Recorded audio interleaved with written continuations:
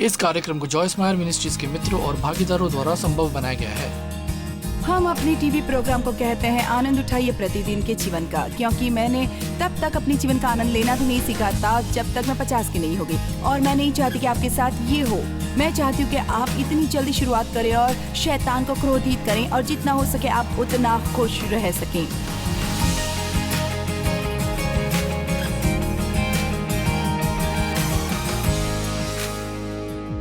Alright, मैं एक series कर रही हूँ आनंद और आनंदित होना, और मैं खास जीवन का आनंद लेने पर जोर दे रही हूँ, ना केवल बस जीवन जीने पर, ना सिर्फ इससे गुजर जाना पर, अपने जीवन का आनंद लेना, ना केवल छुट्टियाँ मनाना, और ना केवल जब आप शॉपिंग के लिए जाएं, एक नई ड्रेस खरीदें तब, ना तो जब आपको छुट्टी हो और काम पर जाना ना पड़े, पर आमतौर पर आनंद देना हर दिन। कई बार वही पुराना जीवन का ढर्रा बोरिंग हो सकता है यदि हम इसे ऐसा होने दें। हम उसी बात को बार बार करते हैं, पर कल रात मैंने साझा किया था, हर परिस्थिति में चाहे आपको ये कितना भी उबाऊ क्यों न लगे, या आप इसे करना न चाहें, या आप सोचें कि आपको ये पसंद नहीं है, आनंद उठाने के सबसे बड़े रहस्यों में से एक है कि आप उस परिस्थिति में या उस बात में कुछ भी ऐसा ढूंढे जिसके बारे में आप धन्यवादी हो सकते हो। उदाहरण के लिए, मैंने कल रात इसे इस्तेमाल किया। बहुत से लोग ऐसे होते हैं, जानते हैं कि मुझे अपने कपड़े धोने से नफरत है, मुझे लॉन्ड्री डे पसंद नहीं है, मुझे कपड़े धोने पड़ते हैं। खैर, आप अपना रवैया बदल सकते हैं ये कहकर मैं परमेश्वर का धन्यवाद करती हूँ कि मेरे पास कपड़े हैं। देखिए, हम आभार के रवैये को गवा देते हैं इतनी बहुतायत पाकर कि अब हम और इसकी कद्र नहीं करते। असल में हम उस चीज़ की कद्र नहीं करते जो हमारे पास है। मेरा मतलब है, हमें इतना अधिक आभारी होना चाहिए कि हम ऐसे स्थान पर चलने के काबिल हुए और हमने पूरा दिन यीशु की आराधना करने में बिताया, परमेश्वर के वचन को सुना बिना गिरफ्तार होने के डर से, क्योंकि हमने ये किया, क्योंकि हमने इसका दूसरा पक्ष नहीं देखा कि बहुत से लोग किस तरह का जीवन जीते हैं। तो हमें ये आदत सी हो जाती है कि हम इसे अपना हक ही समझ लें। मैंने पिछली रात आपसे साझा किया था कि मैं सचमुच सुबह जल्दी उठने वाली इंसान नहीं हूँ। उससे मेरा मतलब है कि मुझे थोड़ा समय लगता है, तो मुझे कुछ कॉफ़ी दीजिए, मुझे करीब 1 घंटा दीजिए, थोड़ी सी कैफीन और यीशु के साथ 1 घंटा, और मैं सही व्यवहार करती हूँ और काम कर सकती हूँ। तो मैं सुबह उठती हूँ और मैं वहाँ लेट रहती हूँ, और कई बार मैं सोचती हूँ कि मैं उठना नहीं चाहती। पर जानते हैं, उस दिन मैंने ये फैसला कि बजाय ऐसा करने के मैं ये कहने वाली हूँ, मुझे खुशी है कि मेरे पाँव हैं और मैं इस बिस्तर से उछलकर बाहर आ सकती हूँ, और मैं अपने दोनों पाँव पर खड़ी हो सकती हूँ। मैं अपने घर के इर्द गिर्द घूम सकती हूँ, मैं बाहर जाकर अपनी कॉफ़ी बना सकती हूँ, मैं अपनी आराम कुर्सी पर बैठ सकती हूँ, मैं अपनी अच्छी सी खिड़की से बाहर देख सकती हूँ। और मैं ये दोबारा कह रही हूँ, हालांकि शायद आप कल रात यहाँ हो, आपने ये पहले सुना हो, क्योंकि मैं सचमुच इस पर विश्वास करती हूँ कि ये उन रहस्यों में से एक है कि आप वो हर चीज़ जो करते हैं उसका आनंद कैसे लिया जाए। हर बात जो आप करते हैं उसमें कुछ ढूंढिए जिससे आप धन्यवादी हो सकते हैं। आप में से कितने मुझसे सहमत हैं कि ये सचमुच जीवन बदलने वाला हो सकता है। यूहन्ना 10:10 ये बहुत ही सामर्थी शास्त्र वचन है। चोर किसी और काम के लिए नहीं, परंतु केवल चोरी करने और घात करने और नष्ट करने को आता है। पर यीशु ने कहा, मैं आया, और मैं वहीं रुक सकती हूँ और हम बस इसी पर आगे प्रचार कर सकते हैं। मैं आया बाकी के दिन के लिए। क्या ये अद्भुत नहीं कि यीशु उसमें रुकावट डालते हैं जो शैतान करने की कोशिश कर रहा है। बस सोचिए, मैं आया ताकि आपको मिले जीवन और आप उसका आनंद लें। ना बस जीवन मिले, पर आप अपने जीवन का बहुतायत से आनंद ले, भरपूरी से नहीं, बल्कि ये उमड़ कर बहने लगे। खैर, क्योंकि ज़्यादातर जीवन है आप रोज़मर्रा का सामान्य जीवन जीते हैं, इसका मतलब है कि हमें सीखना पड़ेगा कि आनंद कैसे लें, जिसे दूसरे लोग इसे उबाऊ और उसी ढर्रे पर चलने वाले कहते हैं। और हम ये कर सकते हैं। मेरे ख्याल से हर बात जो हम करते हैं वो की जानी चाहिए परमेश्वर की महिमा के लिए, और हम इसके बारे में थोड़ी देर बाद बात करेंगे। पर हमारी मंशा है कि हम क्यों कुछ बातें करते हैं, इस पर आधारित है कि हम जीवन का आनंद लेते हैं या नहीं। यदि आप काम पर जाते हैं बस एक पेचेन लेने के लिए, तो इसमें संदेह नहीं कि आप इसमें अपने जीवन का आनंद ले सकते हैं या नहीं। पर यदि आप अपने मन में ये धारणा लेकर जाते हैं कि आप वहाँ जा रहे हैं ताकि परमेश्वर आपको उस स्थान पर इस्तेमाल कर सकें अपनी सेवा के लिए, और आप उसे स्थान के रूप में देखें जहाँ इस समय परमेश्वर ने आपको बोया है, और आप इस पर विश्वास करें कि आपका वहाँ एक मकसद है, ये पूरी तरह हालात बदल देता है और उन्हें पूरी तरह पलट देता है। ये हमारा सोचना है और जिस तरह हम बात करते हैं वो हमें बहुत सी मुसीबत में ला देता है। मैं असल में इस समय नीति वचन पर एक किताब लिख रही हूँ जो बहुत ही दिलचस्प और चुनौतीपूर्ण है, क्योंकि मैंने इसे अध्याय दर अध्याय लेने का फैसला किया और नीति वचन बहुत दोहराया गया है जो ये बात साबित करता है कि हमें बार बार बातें सुनने की ज़रूरत है। पर मुंह के बारे में सैकड़ों शास्त्र वचन हैं। शब्द एक मूर्ख के मुंह से और बुद्धिमान के मुंह से, और ये सचमुच आश्चर्यजनक है कि बाइबल कितना कुछ कहती है हमारे विचारों और हमारे शब्दों के महत्व के बारे में। और मैं इसी वक्त ये कहना चाहूँगी, ये दोनों ही कुछ ऐसे हैं जिससे परमेश्वर की मदद से हम नियंत्रित करना सीख सकते हैं। आप में से कितने ये विश्वास करते हैं कि जो आप अपने मन में चलने देते हैं उसका नाता आपके आनंद से या आपके आनंद के अभाव से है? ठीक है, अब आप बैठे रहते हैं और पूरा दिन भद्दे विचार सोचते रहते हैं। मुझे परवाह नहीं कि आपके पास क्या है, आप क्या कर रहे हैं, आप इसका आनंद नहीं लेते, क्योंकि हमारा असली जीवन हमारे अंदर है। आज मैं आपसे बात करना चाहती हूँ इस आंतरिक जीवन के बारे में, और मैं चाहती हूँ कि आप उससे संपर्क करें जो आपके अंदर चल रहा है, क्योंकि हम इसे सजा सवार सकते हैं और उसे चर्च में ले जा सकते हैं और हम कह सकते हैं प्रभु की स्तुति और हर एक की और मुस्कुरा सकते हैं और सही समय पर तालियां बजा सकते हैं। पर इसका ये मतलब नहीं कि हम अंदर से खुश हैं। आमीन। आप अपनी असलियत को छिपा सकते हैं हर किसी से, पर आप इसे परमेश्वर से नहीं छिपा सकते। आप इसे स्वयं से नहीं छिपा सकते। हम किसी की ओर देखकर मुस्कुरा सकते हैं और मन में ये सोच सकते हैं वो आउटफिट जो तुम पहने हुई वो बकवास चीज़ है, मैंने जीवन में आज तक ऐसा नहीं देखा। हमारे लिए समय आ गया कि हम अपने असली रूप में आए और असलियत में रहें। मेरा मतलब ये नहीं है कि कहें कि वो आउटफिट तुम पे बहुत बकवास लगता है, पर मेरा मतलब है कि जो हम ये जान लें कि जो हम सोचते हैं वो हमारी असलियत है, ये वो नहीं है जो हम बनने का दिखावा करते हैं। तो हम विचारों से ही पोषण पाते हैं। और बाइबल असल में नीति वचन 18 में कहती है हम अपने शब्दों से पेट भरते हैं। हमने ये कथन सुना है, तुम वो शब्द खाओगे। खैर वो शायद आता है नीति वचन 18:21 से, जो कहता है कि हम शब्दों से पेट भरते हैं। तो आप जानते हैं हमारे पास आनंद है। हमें परमेश्वर की प्रार्थना करने की ज़रूरत नहीं है कि वो हमें आनंद दे। आपको प्रार्थना करनी होगी ये सीखने के लिए कि क्या है जो आपको आनंद देगा। आपके पास ये पहले से ही, हम बहुत समय बिता चुके हैं चीज़ों के लिए प्रार्थना करने में, उन चीज़ों के लिए प्रार्थना करने के लिए जो हमारे पास पहले से ही, और हमें और ज़्यादा समय बिताने की ज़रूरत है ये सोचने के लिए कि यदि ये मेरे पास है तो मैं इसका इस्तेमाल क्यों नहीं कर रहा।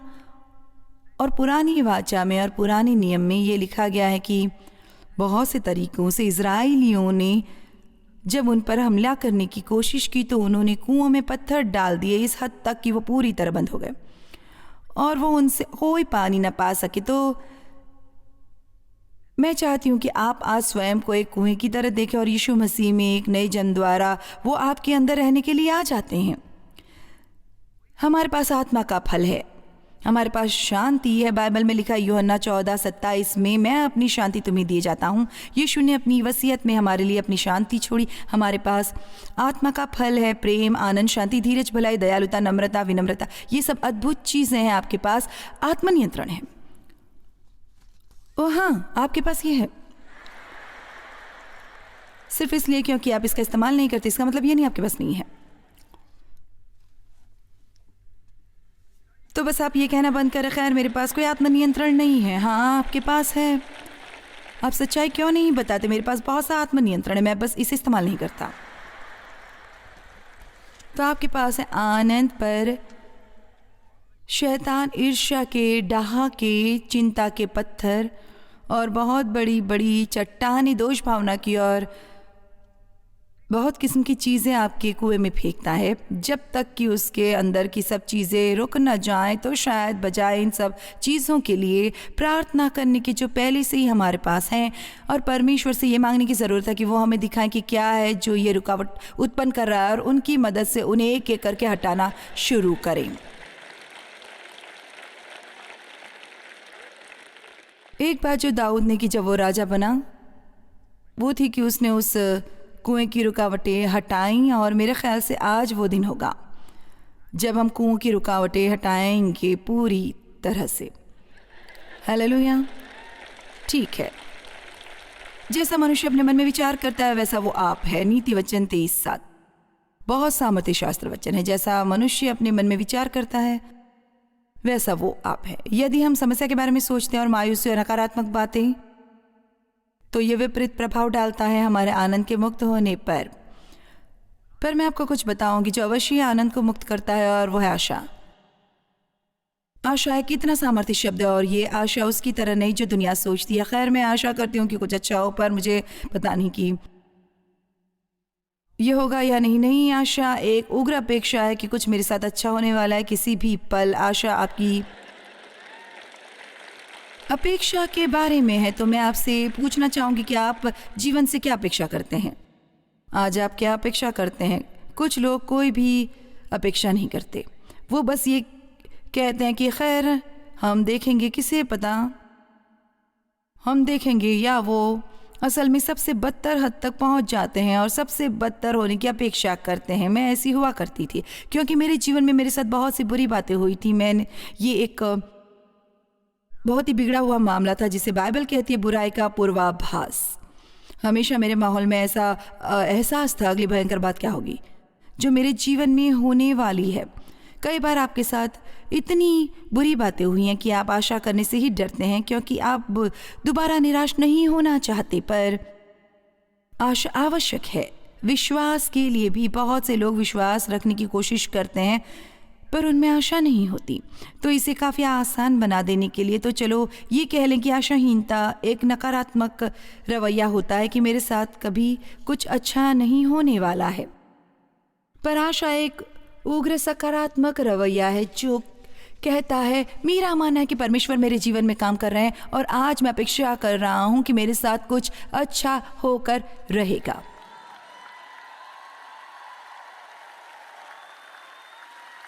तो आप चाहेंगे कि आप आशाहीनता के सारे पत्थरों से छुटकारा पा लें।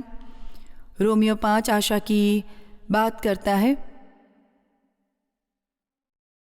रोमियो 5 का 2 से 5 उसके द्वारा बेशक, उसका मतलब है मसीह द्वारा, जिसके द्वारा विश्वास के कारण उस अनुग्रह तक जिसमें हम बने हैं हमारी पहुंच भी हुई। साथ ही हमारे पास है वो विश्वास जिसमें हम खड़े हैं। तो चलो आनंदित हों और परमेश्वर की महिमा की आशा पर घमंड करें। ये शब्द महिमा का मतलब है परमेश्वर की पूरी सर्वोत्तमता का प्रकट होना। तो ये कहना हुआ कि हम आनंदित हो सकते हैं इस पर विश्वास करके कि हम परमेश्वर की महिमा को अपने जीवन में देखेंगे। अपने सपनों को कभी न छोड़िए। ये मत सोचने लगें कि ये नहीं होने वाला, क्योंकि अभी तक ये नहीं हुआ। आप आत्मिक रूप से आप ठोस सोच रखें। आप जानते हैं कि कैसे ठोस सोच रखी जा सकती है। दूसरी तरफ तो चलो आत्मिक रूप से ठोस सोच रखें और कहें नहीं, परमेश्वर आपने अपने वचन में प्रतिज्ञा की है और मैं हार नहीं मानूंगी जब तक कि मैं अपने जीवन में इसे प्रकट होते नहीं देखूंगी। और असल में परमेश्वर को ये पसंद आता है। ओके, अब ठीक है, अब ये अगला वचन देखिए, ये आपको बहुत खुश रखेगा। ठीक है, तभी आप आनंद से ना भरे रहें जब आपकी समस्या खत्म हो जाए, तब भी आनंद से ना भरे रहें जब छुट्टियां मनाने का समय हो। पर जब आनंद से भरे हो इस समय जब आप कपड़े धो रहे हैं, इस समय आनंद से भरे हो जब आप घास कट रहे हो, अब आनंद से भरे हो जब आपको स्कूल में बुलाया जाए प्रिंसिपल द्वारा, चाहे कोई भी बात क्यों ना हो, चाहे कुछ भी हो रहा हो आपके जीवन में। क्या आप जानते हैं कितनी बातें बाहर हैं जो हमारे आनंद को चुराने की कोशिश करती है। मेरा मतलब है कि संसार उन चीज़ों से भरा हुआ है जिन्हें मैं कहती हूँ आनंद चूसक। वहाँ बस कुछ बातें और कुछ लोग हैं जिनके जीवन का मिशन यही है कि देखें और कोशिश करें कि कैसे वो आपको और ज़्यादा दुखी कर सकते हैं और वो आपको कितना परेशान कर सकते हैं। और मैं तकरीबन इस पॉइंट पर आ गई हूँ जहाँ मुझे ये खेल खेलना बहुत पसंद आता है, क्योंकि शैतान कभी जीतने वाला नहीं है और मैं खुश रहने वाली हूँ।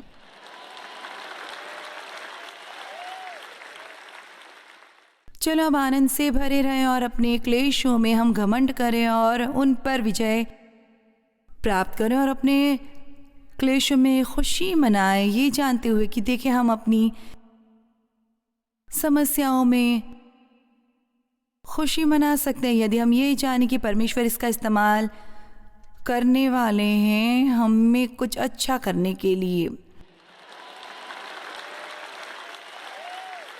यही जानकर कि क्लेश से धीरज और धीरज से खरा निकलना और खरे निकलने से आशा उत्पन्न होती है। देखिए, इसलिए पौलुस खुश रहा तब भी जब वो जेल में था, क्योंकि वो सचमुच उस पर विश्वास करता था जो उसने लिखा था। वो दर्ज है रोमियो 8 में। और हम जानते हैं कि जो लोग परमेश्वर से प्रेम रखते हैं उनके लिए सब बातें मिलकर भलाई ही को उत्पन्न करती हैं, अर्थात उन्हीं के लिए जो उसकी इच्छा के अनुसार उसके मकसद के लिए बुलाए गए हैं। शैतान आपको हरा नहीं सकता।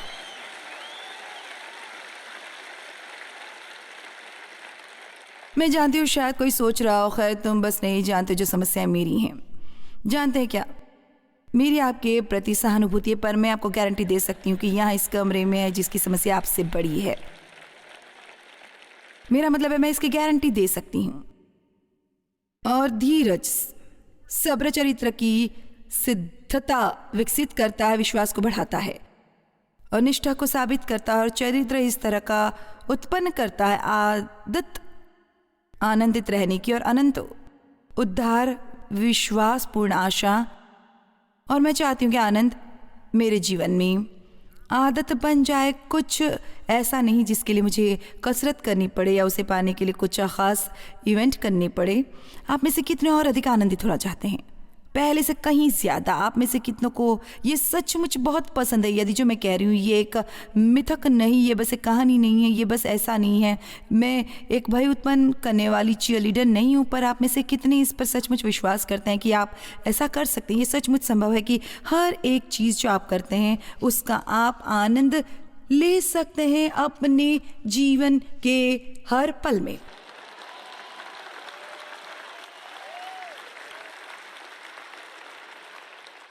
अब जानते हैं आपके साथ बिताया समय मेरे लिए बहुत महत्वपूर्ण है। मैं ये इसलिए कर रही हूँ कि क्योंकि परमेश्वर ने मुझे इतना कुछ सिखाया और मैं आपका स्वागत करती हूँ। यहाँ आपको बताना चाहती हूँ जो भी समस्या आपकी है वो मेरी रह चुकी है। मेरा मतलब है मैं चोट खा चुकी, मैं घायल हो चुकी, मेरे साथ बुरा बर्ताव हुआ है, मुझे त्यागा गया है, मैं सबसे नकारात्मक, निभाने में कठिन, मुंह फुलाई, हमेशा दुखी, किसी पर विश्वास न करने वाली, शक्की इंसान थी। चलिए भी, मेरा मतलब है मुझे परवाह नहीं कि आप कितने खराब हैं और मुझसे बदतर नहीं हो सकते थे। जहाँ तक रवैये का सवाल है, अब मैं बिल्कुल वैसी नहीं हूँ। मेरा मतलब है मैं आपको बताना चाहूँगी ये बिल्कुल सच है कि परमेश्वर हमें बदल देते हैं। वे हमें बदल देते हैं यदि हम वचन में लगे रहें। देखिए, मुझे पता नहीं कि आप जानते हैं कि आपके लिए यहाँ आना कितना मूल्यवान है। आप जो एक दिन में यहाँ सीखने वाले हैं, या यदि आप कल रात यहाँ थे और आपने 30 घंटे इसमें निवेश किए होंगे, तो मैं आपको बताने वाली हूँ कि आप कहीं ज़्यादा सीखेंगे बजाय उसके कि आप घर पर लेटे रहते और सोफे पर बैठकर टीवी सीरियल देखते। ये वो बातें जो आपके साथ जुड़ जाएंगी अपने बच्चे के साथ समय बिता के। उस छोटे से प्रलोभन के बावजूद भी पता है वो छोटी सी बात जो पूरी तरह आपके कुछ बच्चों को बदल सकती है यदि आप घर जाकर ये करें। और मैं आकर ये करती हूँ क्योंकि मैं जानती हूँ कि परमेश्वर का वचन आपके लिए क्या कर सकता है और मैं अपने पूरे हृदय से इस पर विश्वास करती हूँ। मेरा मानना है कि आप सीख सकते हैं उस हर चीज़ का आनंद लेना जो आप करते हैं यदि आप इस सिद्धांत को लागू करेंगे जो मैं आपसे साझा कर रही हूँ। हम अपने टीवी प्रोग्राम को कहते हैं आनंद उठाइए प्रतिदिन के जीवन का, क्योंकि मैंने तब तक अपने जीवन का आनंद लेना भी नहीं सीखा था जब तक मैं 50 की नहीं हो गई। और मैं नहीं चाहती कि आपके साथ ये हो। मैं चाहती हूँ कि आप इसकी जल्दी शुरुआत करें और शैतान को क्रोधित करें और जितना हो सके आप उतना खुश रहें।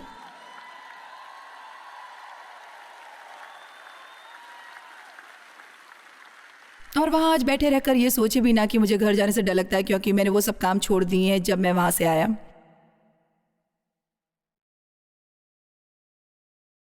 अवसाद और उदासी आप पर छाने की कोशिश करेगी, पर सीखिए कि कैसे अपनी भावनाओं से बात करनी है,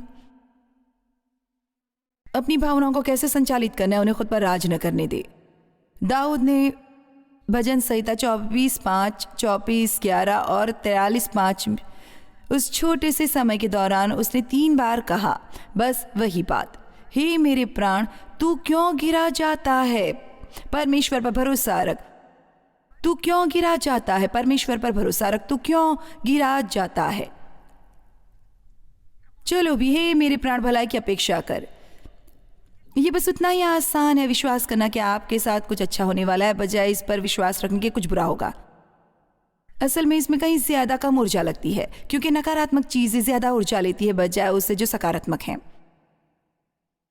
आप सकारात्मक रहकर शैतान को नर्वस ब्रेकडाउन दे सकते हैं।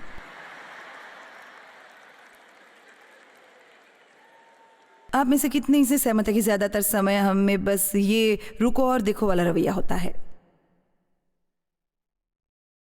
यशया 30:18 ये मुझे बहुत बहुत बहुत बहुत बहुत पसंद है। ये काफी लंबा है तो आपको कुछ ज्यादा ध्यान देने की जरूरत है। तो भी प्रभु ईमानदारी इंतजार करते हैं। और इंतजार करने का क्या मतलब है कि अपेक्षा करना, देखना और तरसना ताकि परमेश्वर तुम्हारा भला कर सकें। जब बाइबल में लिखा है जो वो परमेश्वर की बाट जोते हैं, इसका ये मतलब नहीं कि आप जाकर एक कुर्सी पर बैठ जाएं और कुछ न करें। इसका ये मतलब है कि आप शायद उस कुर्सी पर बैठे पर अपेक्षा करें कि किसी भी क्षण परमेश्वर प्रकट होंगे और आपके जीवन में कुछ महान करेंगे। परमेश्वर निष्ठापूर्वक इंतजार करते हैं कि अपेक्षा करना, देखना और तरसना कि आप पर अनुग्रह कर सकें और इसलिए स्वयं को ऊंचा उठाते हैं कि आप पर दया करें और आपको अपनी करुणामयी दया दिखा सकें, क्योंकि यहोवा न्यायी परमेश्वर है। परमेश्वर गलत चीजें सही करते हैं। हालेलुया। अब ये देखिए, क्योंकि यहाँ मोड़ है। धन्य है खुश नसीब की उनसे डाह की जाती है वे जो उनकी बाट जोते हैं। और वो सब निष्ठापूर्वक उसकी बाट जोते हैं जो उनसे अपेक्षा करते हैं, उनकी तरफ देखते हैं और उनके लिए तरसते हैं, उनकी विजयी के लिए, उनके अनुग्रह के लिए, उनके प्रेम के लिए, उनकी शांति के लिए, उनके आनंद के लिए, उनके अतुलनीय अजय चैंपियनशिप के लिए। तो यहाँ हमारे पास अच्छा इंतजार करना, तरसना और किसी का भला करना। और एक ही प्रकार के लोग हैं जिनका वो भला कर सकते हैं, जो उनका इंतजार करते हैं और सकारात्मक रहते हैं। अब मैं जानना चाहूंगी क्या आप होंगे या कोई और होगा।